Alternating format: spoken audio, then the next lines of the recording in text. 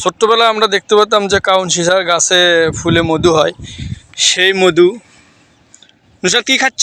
মধু কেমন লাগে? হ্যাঁ, অনেক মজা। তাই ওই যে ওরা গাছ থেকে মধু সংগ্রহ করছে, ফুল থেকে রস খাচ্ছে ওরা, আর বলতেছে এখানে অনেক মধু। নুসরাত খাইতেছ? অনেক স্বাদ। তাই আমিও একটু খাই ওদের সঙ্গে, যে গাছ থেকে মধু অনেক মজা। এখানে মৌমাছিরা আসে অনেক সময়, আসে এর ভেতর থেকে খাওয়া যায়, এর ভেতর রস আলু অনেক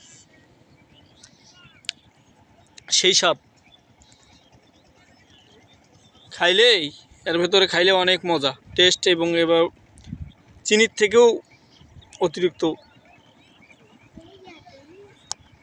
মিষ্টি।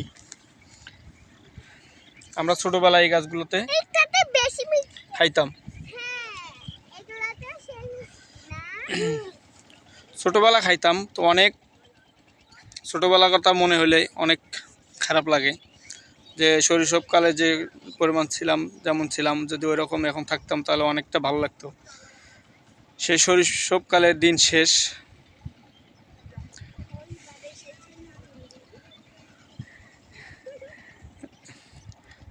কেউ যদি এরকম খাইয়া থাকো তাহলে একটু কমেন্ট করে জানাবেন যে এরকম ফুলের মধু কেউ খাইছেন, এই কাউন সিসা গাছের মধু, কাউন সিসা ফুলের মধু কেউ খাইছেন নি, তাহলে একটু কমেন্ট করে জানাবেন। ফুলের মধুগুলো খাইতে অনেক সুস্বাদু,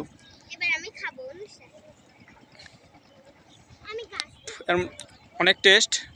আর এইখানে সবসময় মৌমাছি এবং মাছি, ভোমরা সবাই এসে মধু খায়। এর ভেতর মধুর মতো একটা থাকে, রস থাকে, সেই রসটা অনেক খায়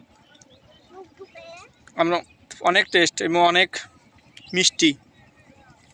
কেউ যদি খায়া থাকেন তাহলে একটু কমেন্ট করে জানাবেন এই কাউন সিসা গাছের মধু। ধন্যবাদ সবাইকে।